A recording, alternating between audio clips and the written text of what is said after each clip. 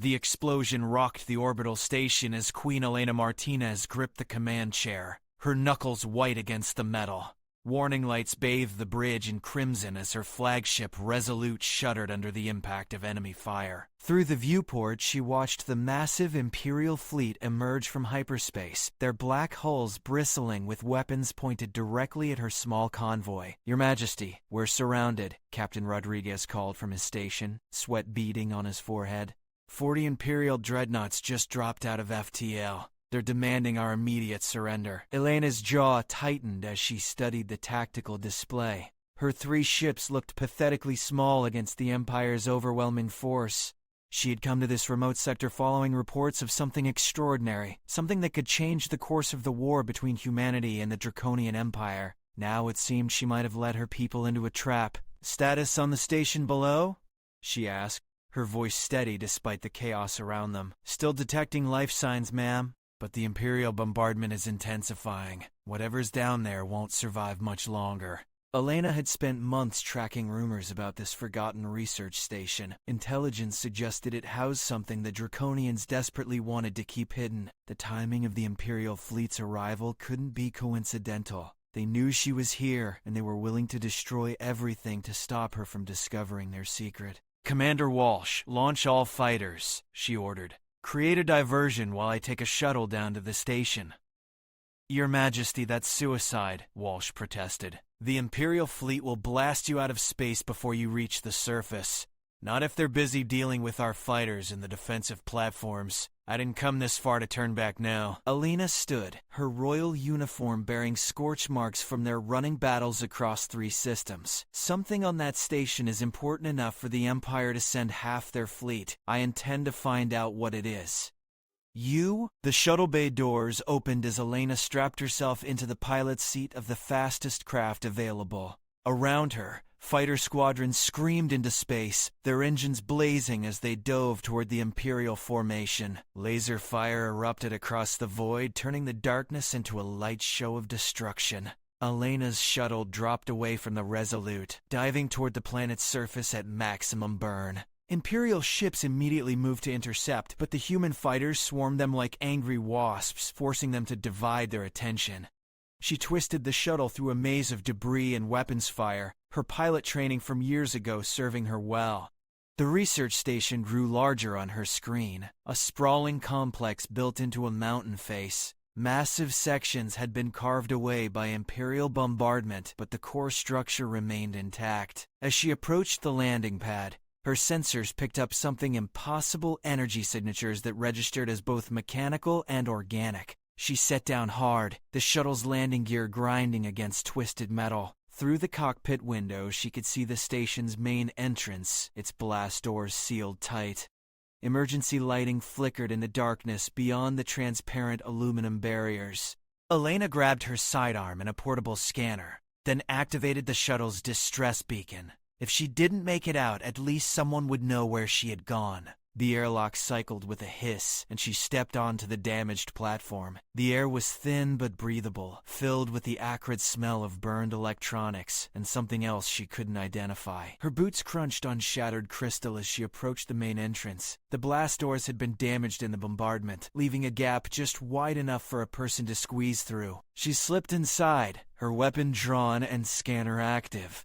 The corridor beyond stretched into darkness, lined with laboratories and storage rooms. Most had been abandoned hastily, equipment left running and experiments half finished. But as she moved deeper into the complex, she began to hear something unexpected. Laughter. Not the bitter laugh of someone facing death, but genuine amusement. Young voices speaking in a mixture of standard Galactic and what sounded like the ancient Draconian language. Elena followed the sound, her curiosity overriding her caution. The laughter led her to a massive chamber at the station's heart. Through an observation window, she saw something that made her stop breathing. 2 figures sat cross-legged on the floor, their scales catching the light as they gestured animatedly. Dragon children no more than adolescents by their size, but their features were wrong somehow. Too human, too soft around the edges. Between them sat a human man in mechanic's coveralls, his tool belt scattered around him as he worked on what appeared to be a holographic projector. He was telling them a story complete with exaggerated gestures that sent the young dragons into fresh peals of laughter. Elena's scanner was going wild, detecting genetic markers that should have been impossible.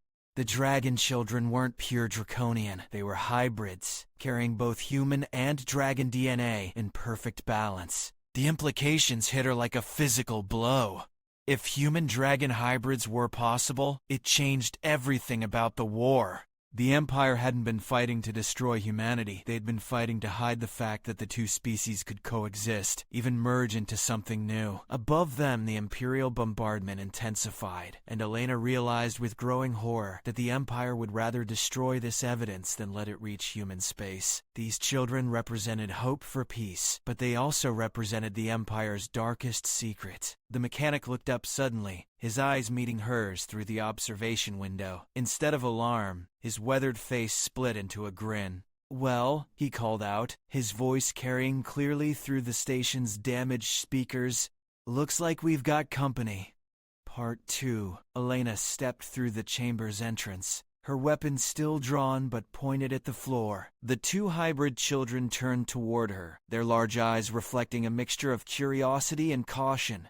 Up close, she could see the incredible blend of features human expressiveness, combined with the natural grace of Dragonborn. "Easy there, Your Majesty," the mechanic said, rising slowly with his hands visible. "Name's Jake Sullivan, chief engineer of this little operation. And before you ask, yes, I know who you are. Your face has been on Imperial wanted posters for the last 6 months." "How did you know I was coming?" Elena asked, keeping her distance while studying the remarkable children. Jake chuckled, gesturing to a bank of monitoring equipment along the wall. "When half the Imperial fleet drops out of hyperspace overhead, word tends to get around. Plus, these two have been expecting someone like you for weeks now." He nodded toward the hybrids. "Allow me to introduce Prince Zane and Princess Lyra, heirs to the Draconian throne and the Empire's best-kept secret."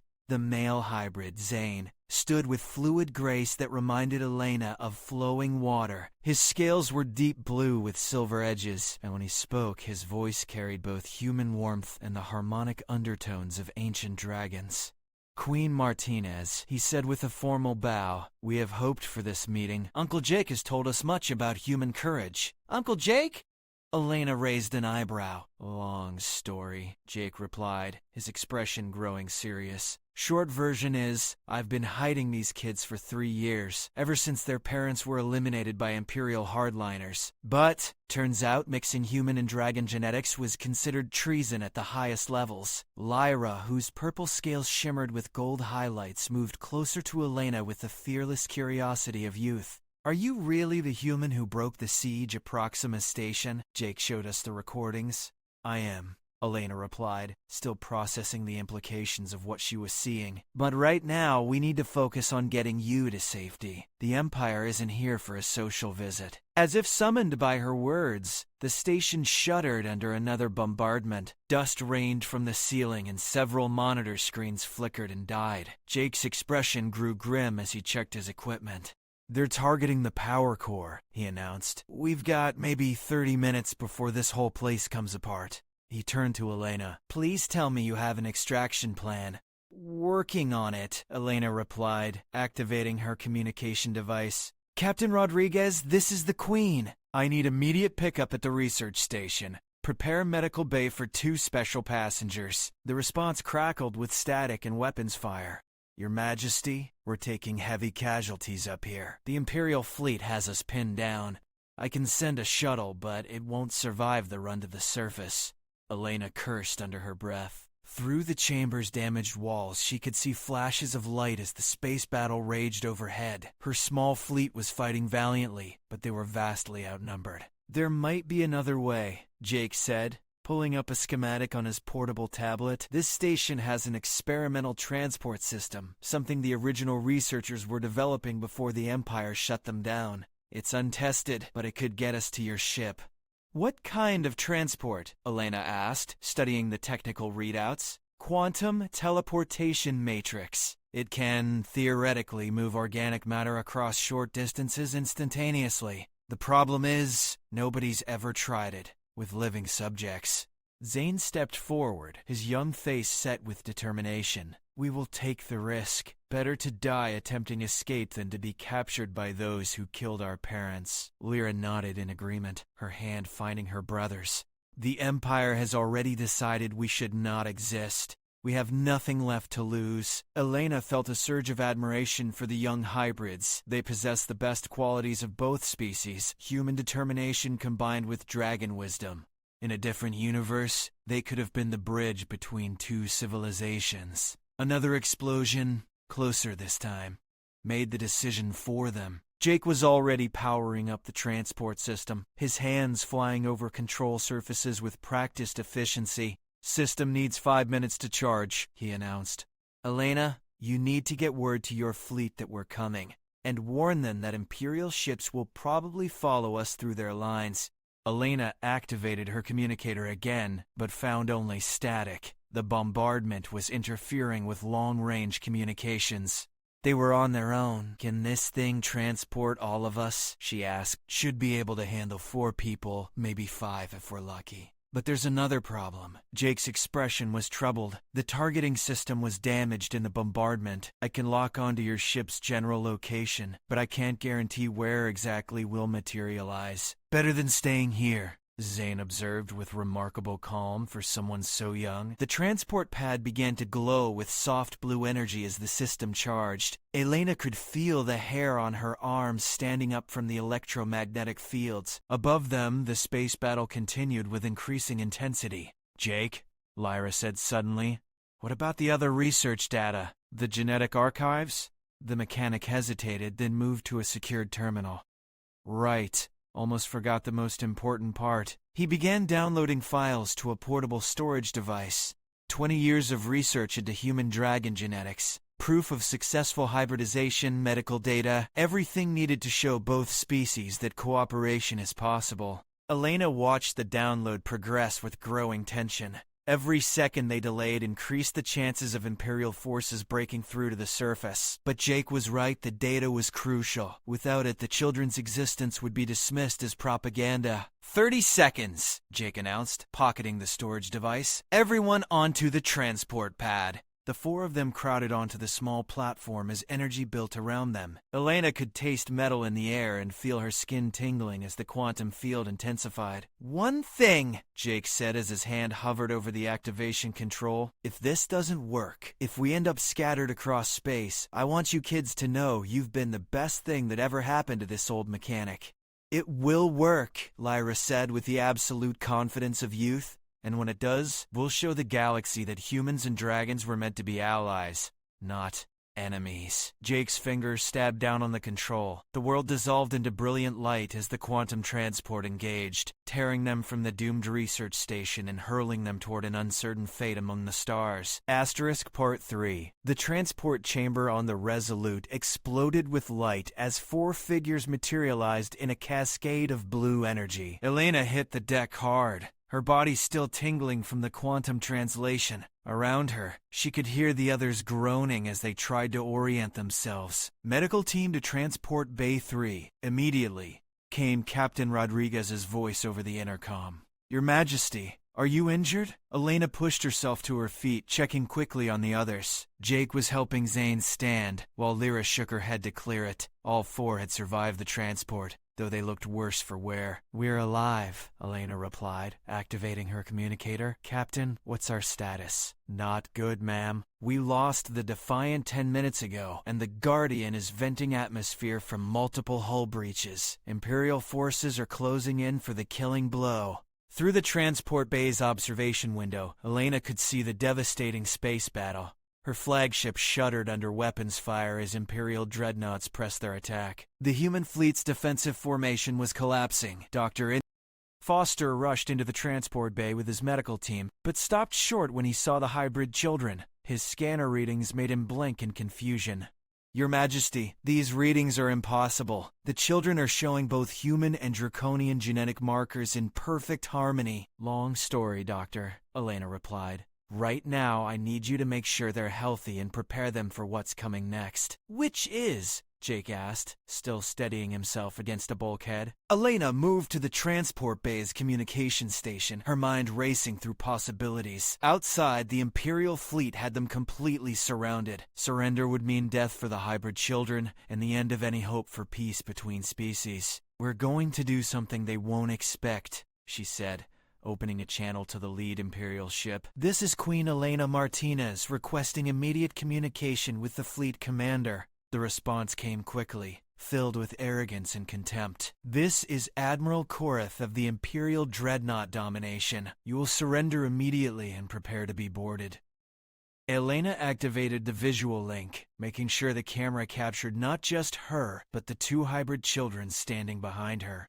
The reaction from the Imperial bridge was immediate. Shocked silence followed by urgent whispers. Admiral Korath, Elena said clearly, I believe you recognize Prince Zane and Princess Lyra, the rightful heirs to the Draconian throne, and living proof that your empire has been built on lies. The Admiral's scaled face twisted with rage. Those abominations should have been destroyed years ago. Their very existence is an insult to Draconian purity. Their existence is proof that our species can coexist, Elena countered. They carry the best traits of both humans and dragons. They could be the key to ending this senseless war. Zane stepped forward, his young voice carrying surprising authority. Admiral Korath, I challenge your right to speak for the Empire. My sister and I are the legitimate heirs of Emperor Valorian. Our bloodline grants us the right to address the Imperial Senate. The Senate doesn't recognize half-breeds, Korath snarled. You have no claim to anything but death. The transmission ended abruptly, leaving the transport bay in tense silence. Through the viewports, Elena could see the Imperial ships moving into final attack positions. Well, Jake observed, that could have gone better. Actually, it went exactly as I hoped, Elena replied with a tight smile. Jake, do you still have that genetic data? The mechanic patted his pocket. Right here. Complete documentation of the hybridization process, plus medical records proving these children are healthy and stable. Perfect. Elena activated her personal communicator, broadcasting on all Imperial frequencies. Attention all Imperial vessels. This message is being transmitted simultaneously to news networks across the galaxy. I am Queen Elena Martinez, and I am here with Prince Zane and Princess Lyra, the hybrid children your empire tried to hide.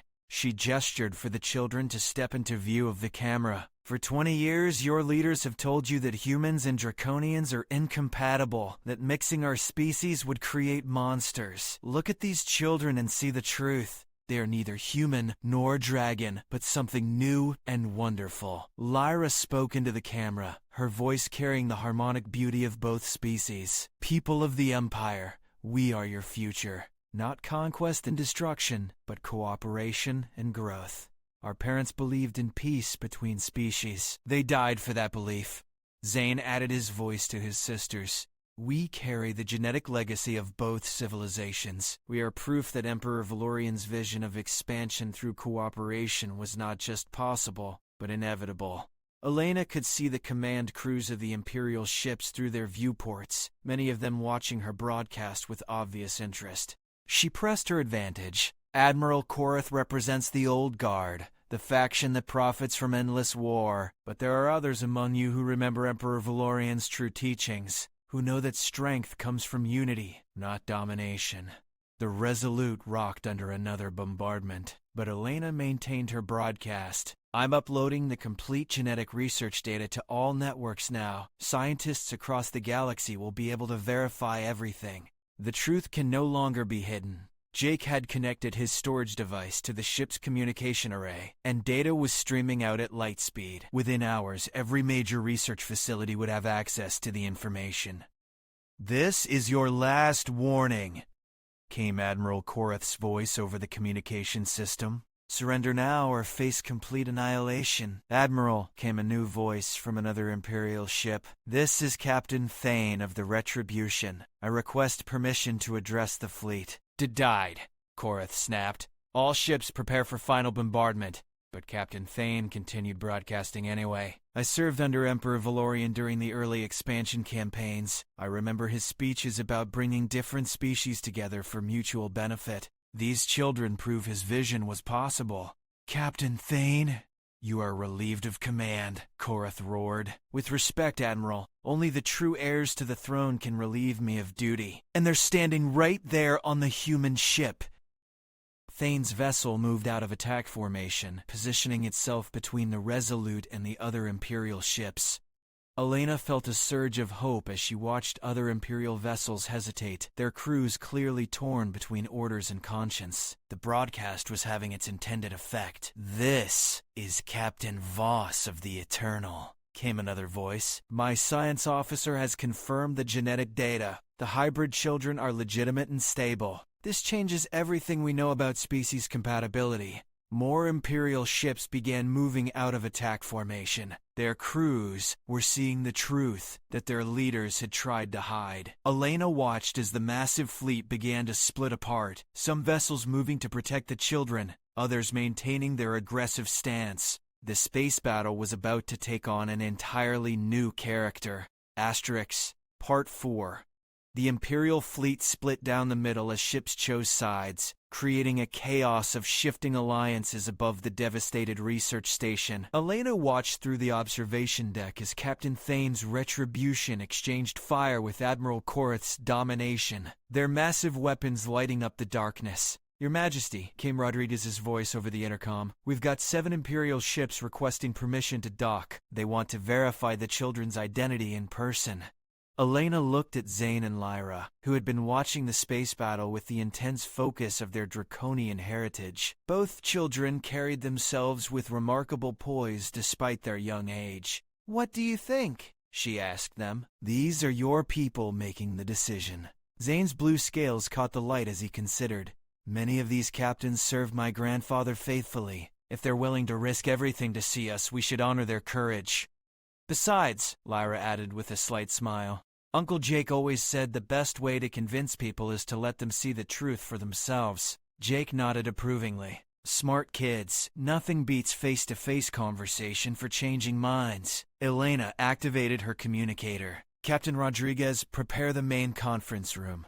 We'll meet with the Imperial delegation there." She turned to Dr. Foster. "Doctor, I need you to prepare complete medical documentation on the children. Genetic scans, health records, everything that proves they're exactly what they appear to be." Within an hour, the Resolute was hosting an unprecedented gathering. 7 Imperial captains sat around the conference table, their scaled features showing mixtures of awe and confusion as they studied Zane and Lyra. Elena sat at the head of the table, with Jake beside her reviewing technical data. Captain Thane, whose silver scales marked him as elderly even by draconian standards, spoke first. "Prince Zane, Princess Lyra, you carry your grandfather's features. I can see Emperor Valorian in your eyes." "Thank you, Captain," Zane replied formally. "Our parents spoke of you often. Father said you were one of the few who truly understood Grandfather's vision of peaceful expansion." Captain Voss leaned forward, her young features intense with curiosity. "The genetic data is remarkable. You've retained the physical advantages of both species while eliminating most genetic incompatibilities. How is this possible?" Dr. Foster answered from his position near the wall display. "The key was understanding that human and draconian genetics share more common ground than either species realized. The original researchers discovered that our evolutionary paths diverged from a common ancestor relatively recently in galactic terms. More importantly," Jake added, "they figured out how to preserve the beneficial traits while filtering out the problematic ones. These kids have human adaptability and creativity combined with draconian longevity and physical resilience." Lyra stood and moved to the viewport, gazing out at the ongoing space battle. "The question isn't how we exist, but what our existence means for the future. Admiral Korath and his faction see us as abominations because we prove their entire ideology wrong." Outside, the Imperial Civil War was intensifying. Admiral Korath had rallied about half the fleet to his position, insisting that the hybrid children were engineered weapons designed to corrupt draconian purity. The other half had joined Captain Thane in protecting the Resolute. We need to end this before both sides destroy each other, Elena observed. Captain Thane, what would it take to convince the remaining loyalists? Thane's expression was troubled. Admiral Korath has spent years building support among the younger officers. They've never known anything but war against humans. To them, any cooperation looks like betrayal. Then we show them what cooperation can achieve, Zane said suddenly. He turned from the viewport with determination in his young eyes. I challenge Admiral Korath to single combat for leadership of the fleet. The room erupted in surprised voices. Even Lyra looked shocked at her brother's declaration.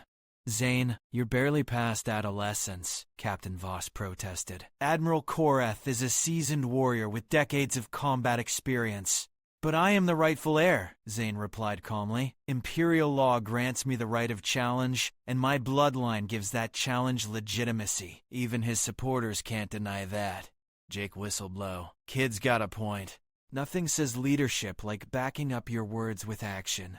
Elena studied the young hybrid prince. Despite his youth, there was something in his bearing that reminded her of her own grandfather, who had united the human colonies through sheer force of will. It's incredibly dangerous, she said finally.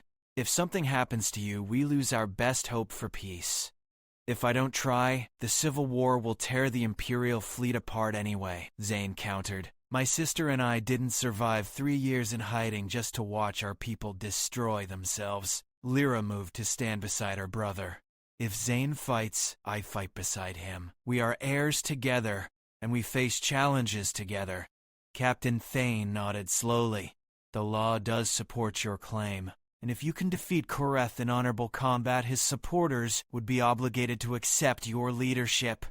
More than that, Captain Voss added, the entire Empire would have to acknowledge your legitimacy. A successful challenge combat by the Imperial heirs would establish your right to rule. Elena felt the weight of the moment. These children were proposing to risk everything on a single combat that would determine the fate of both species. It was exactly the kind of bold gesture that could either end the war or make it infinitely worse. If we do this, we do it right, she said finally. Full ceremonial combat, witnessed by representatives from both fleets. Complete transparency, so nobody can claim the results were manipulated. Jake pulled up the technical specifications of the station below. The main hangar bay is big enough for a proper challenge circle. It's damaged but structurally sound.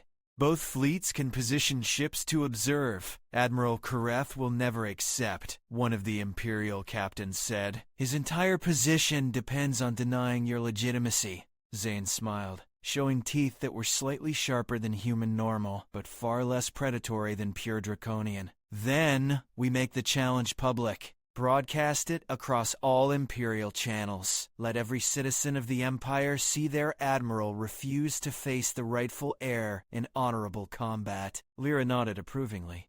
Uncle Jake taught us that sometimes the best way to win a fight is to make the other person look cowardly for refusing to fight. Your Uncle Jake is a bad influence, Elena said, but she was smiling as she said it. The plan took shape quickly. Within 2 hours, challenge messages were broadcasting across Imperial space. Admiral Korath could either accept the combat and risk defeat, or refuse and look weak before his own supporters. Either way, the hybrid children would have seized the initiative. As Elena watched the preparations, she realized that these remarkable young beings might actually succeed in doing something no human or draconian leader had managed in decades. Ending a war not through conquest, but through the simple act of proving that cooperation was possible. The challenge would take place in 6 hours, and the entire galaxy would be watching.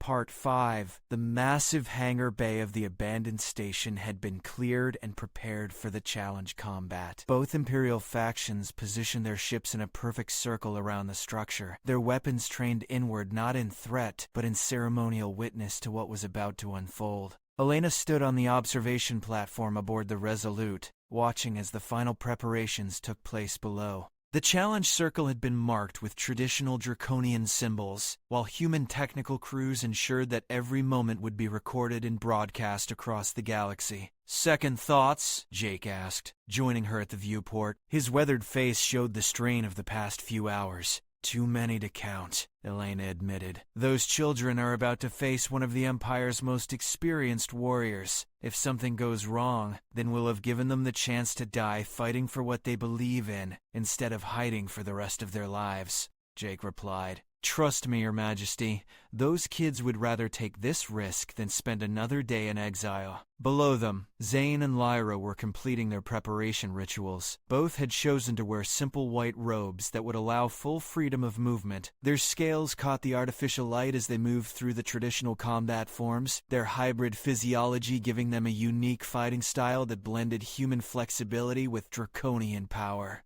Admiral Korath had arrived 30 minutes earlier, his massive frame encased in ceremonial combat armor that bore the scars of dozens of previous challenges. He moved through his own preparations with the confidence of someone who had never been defeated in single combat. He's bigger than I expected, Elena observed. Size isn't everything, came Lyra's voice from behind them. The young princess had approached silently, her natural grace making her footsteps nearly soundless. Zane and I have been training for this our entire lives. Training with who? Elena asked. Jake isn't exactly a combat instructor.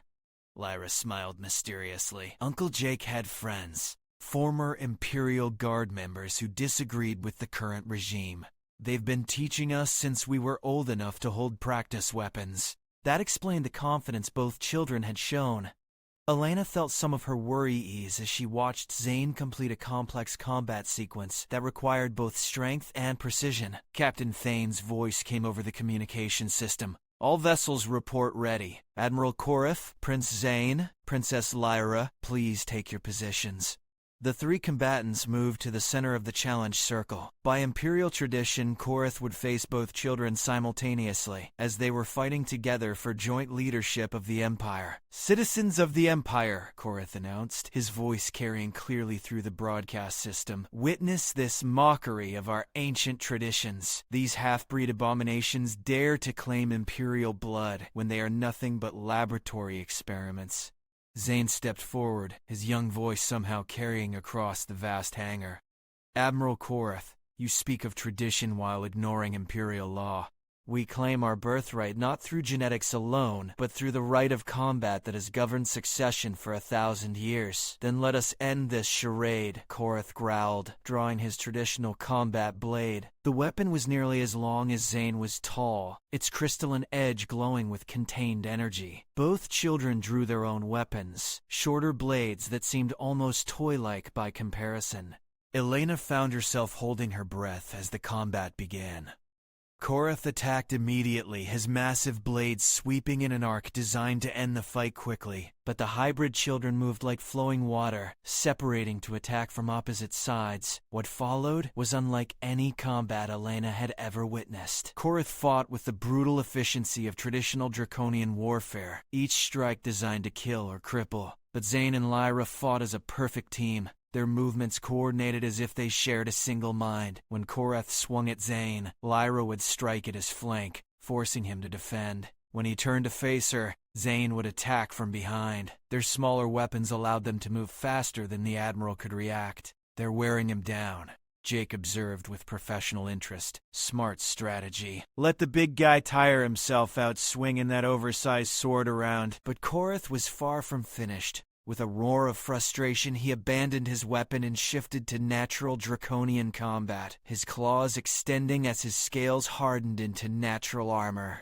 This was the form of fighting that had made draconians the terror of the galaxy. Pure physical power combined with natural weapons that could tear through most materials. Elena watched in horror as Korath's claws raked across Zane's shoulder, drawing blood and spinning the young prince away from the combat. Lyra screamed in fury and threw herself at the Admiral with reckless abandon. Her smaller frame somehow generated enough force to stagger the massive warrior, her claws finding gaps in his scale armor. But Korath backhanded her across the circle, sending her crashing into the wall with bone-jarring force. For a moment, she lay still, and Elena was certain the child was seriously injured. Then Zane was back in the fight, blood streaming from his wounded shoulder but his eyes blazing with determination. He moved differently now, no longer fighting defensively but pressing his attack with the fury of someone protecting his family. He's changing, Elena whispered in amazement. The young prince's hybrid nature was asserting itself under extreme stress. His movements became impossibly fast, and when his claws struck Korath's armor, they cut through the hardened scales like paper. Korath stumbled backward, surprise replacing confidence on his scarred features. He had expected to face children playing at being warriors. Instead, he was fighting someone whose hybrid nature gave him capabilities that pure Draconians lacked. Lyra had recovered and rejoined the battle, moving to flank the Admiral while Zane pressed his frontal assault. Both children were bleeding from multiple wounds, but their determination never wavered. The final moments came suddenly. Korath, desperate to end the fight, lunged forward with both claws extended toward Zane's throat. But the prince dropped low, allowing his sister to leap over his back and drive her blade deep into the Admiral's chest. Korath staggered, looking down at the crystal blade protruding from his body with something like wonder. Then he collapsed to his knees, his massive frame finally defeated. "I yield," he whispered, his voice barely audible. "The Empire recognizes Prince Zane and Princess Lyra as rightful heirs." The hangar bay erupted in cheers from the crews of both fleets. Even Korath's former supporters were applauding the incredible display of courage and skill they had witnessed. Elena felt tears on her cheeks as she watched the two children help their defeated opponent to his feet. In that gesture of mercy and respect, she saw the future both species had been hoping for. Part 6. The medical bay of the Resolute buzzed with activity as Dr. Foster worked to treat the wounds both hybrid children had sustained during the challenge combat. Admiral Korath lay on a nearby bed, his massive frame making the medical equipment look toy-like by comparison. "Remarkable," the doctor muttered as he sealed the gash on Zane's shoulder. "Your healing rate is approximately 3 times faster than baseline human, but more controlled than pure draconian regeneration. The hybrid genetics seem to have optimized the process." Lyra winced as Foster treated a deep claw mark on her arm. "Uncle Jake always said we healed faster than normal humans. We just never realized how much faster." Elena stood near the viewport, watching as the Imperial fleet underwent a dramatic transformation. Ships that had been moments from destroying each other were now coordinating their movements, their crews working together to establish a new command structure. "Status report, Captain," she said into her communicator. Rodriguez's voice carried a note of amazement. "Your Majesty, we're receiving surrender and allegiance messages from every Imperial vessel in the fleet. Captain Thane has assumed temporary fleet command while the Prince and Princess recover." Through the medical bay's speakers came Thane's authoritative voice, addressing the entire fleet. "By right of combat and Imperial succession law, Prince Zane and Princess Lyra have established their legitimate claim to leadership. All vessels will stand down and await further orders." Admiral Korath stirred on his medical bed, his eyes focusing with difficulty on the hybrid children. "I underestimated you," he said quietly. "In all my years of combat, I have never faced opponents who fought with such coordination." "We had good teachers," Zane replied, showing no bitterness toward the being who had tried to kill him minutes earlier. "But more than that, we fight for something bigger than ourselves. The future of both our species," Lyra added, her voice growing stronger as the medical treatment took effect. "A future where strength comes from unity, not conquest." Korath struggled to sit up, his expression troubled. "Even if I accept your claim, the Empire is vast. There are other fleets, other admirals who have built their careers on the war against humanity. They will not yield as easily as I have." Elena moved closer to the conversation. "Then we convince them the same way we convinced you? With truth, courage, and proof that cooperation benefits everyone." Jake looked up from the technical data he had been reviewing. "Speaking of proof, I've been analyzing the combat footage from the challenge. The way these kids fought together, the speed and coordination they displayed, it's beyond what either species can achieve alone." Dr. Foster nodded enthusiastically. "The medical data supports that conclusion. Their nervous systems have developed enhanced communication pathways that allow for nearly telepathic coordination. It's as if they're functioning as a single organism when necessary. That's exactly how it feels, Zane said with a slight smile. When we fight together or work on complex problems, it's like having another part of my own mind helping me think. Elena felt a chill of excitement as she realized the implications. If that's a standard trait of human-dragon hybrids, it means mixed crews would be incredibly effective. Ships crewed by hybrid pairs could outperform anything either species has built alone. Which explains why the hardliners were so desperate to hide our existence, Lyra observed. We're not just proof that the species can coexist, we're proof that they're better together. Captain Thane appeared on the medical bay's communication screen, his silver scales showing fatigue but also deep satisfaction. Your Highnesses, we're receiving a priority transmission from the Imperial Core Worlds. Emperor Valorian's brother, Prince Kellen, is requesting immediate communication with you. The room fell silent. Prince Kellen had been Valorian's designated successor before the Emperor's death, but he had gone into exile rather than fight the civil war that followed. His acknowledgement would carry enormous weight throughout the Empire. Put him through, Zane said, struggling to sit up straighter despite his injuries. The screen shifted to show an elderly draconian with deep golden scales and intelligent eyes that held decades of sadness. When he saw the hybrid children, his expression transformed into something approaching wonder. Grandfather spoke of you before his death, Prince Kellen said softly. He dreamed that someday the barriers between species would fall, that his descendants would lead both humans and draconians into a new age of cooperation. Uncle Kellen, Lyra said formally, we seek your guidance in fulfilling that dream. You have already begun, Kellen replied. News of your challenge combat is spreading across the Empire faster than we can track. Populations that have known only war for decades are seeing proof that another path is possible. Elena stepped into view of the camera. Prince Kellen, I'm Queen Elena Martinez of the Human Alliance. Would you be willing to meet with us to discuss terms for a lasting peace? Kellen's ancient eyes studied her with approval. Your Majesty, I have been hoping for such a conversation for 20 years. But I believe the terms should be negotiated not between our old governments, but between the representatives of what comes next. He gestured toward Zane and Lyra. These children represent the future both our species have been working toward without realizing it. They should lead the negotiations, with our guidance, but not our restrictions. Admiral Korath, who had been listening intently from his medical bed, suddenly spoke up. Prince Kellen speaks wisdom. I have spent my life fighting for draconian supremacy, but these hybrids have shown me capabilities that surpass what either species can achieve alone. Jake grinned at the transformation taking place around them. Looks like we started something pretty big here. Question is, are we ready for what comes next? Elena considered the question as she watched the space around them fill with ships from both fleets, their crews working together to establish communication networks and coordinate their movements. The war between humans and draconians had lasted for generations, but it might end with two children who represented the best of both civilizations. Ready or not, she said finally, we're about to find out if peace is really possible. Outside the viewports, human and draconian ships were forming mixed squadrons, their crews learning to work together for the first time in decades. The sight filled Elena with hope that the future her grandfather had dreamed of might actually be within reach. Part 7. 6 months later, Elena stood on the observation deck of the newly constructed Unity Station, watching as the most ambitious construction project in galactic history took shape around them. Human and draconian engineering teams worked side by side, their combined expertise creating structures that neither species could have built alone.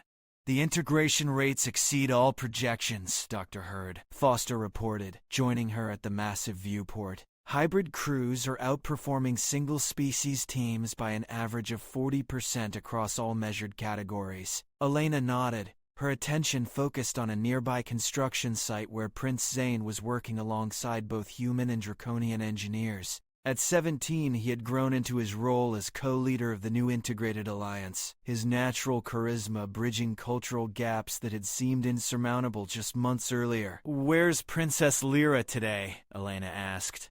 Leading the cultural exchange program on the planet below, Foster replied with a smile. She's convinced that the key to lasting peace is getting both species' children to grow up together. Through the station's communication system came regular reports of progress from across the galaxy. Former Imperial worlds were opening their borders to human traders and diplomats. Human colonies were welcoming draconian refugees who had fled the more militant factions that still opposed the peace. Jake Sullivan approached, his mechanic's uniform now bearing the insignia of the Alliance Engineering Corps. Your Majesty, we've got good news and interesting news. Which do you want first? Good news, Elena replied immediately. The first generation of volunteer hybrid children are all healthy and developing normally. Dr. Foster's genetic compatibility program has been more successful than anyone dared hope. Elena felt her heart lift. The volunteer program allowed human and draconian couples to have hybrid children through advanced genetic therapy, creating a new generation that would grow up truly belonging to both species.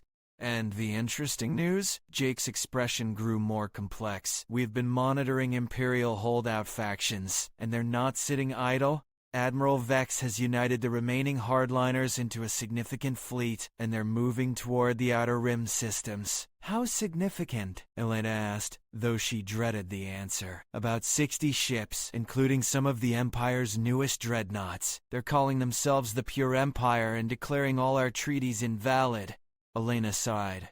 She had hoped that Kareth's public surrender and Prince Kellen's endorsement would convince all Imperial factions to accept the new reality. But there were always those who preferred war to peace, who saw change as weakness rather than growth. Recommendations? Prince Zane and Princess Lyra want to meet with Admiral Vex directly, Jake reported.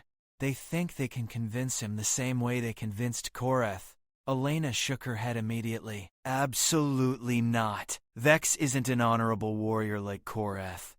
He's a fanatic who sees the hybrid children as demons to be destroyed. Any meeting would be a trap. Dr. Foster cleared his throat diplomatically. Actually, Your Majesty, there might be another approach. The data we've collected on hybrid capabilities suggests possibilities we haven't fully explored. Such as enhanced sensory abilities, improved reaction times, and most importantly, some kind of empathic connection that allows hybrids to influence emotional responses in both parent species.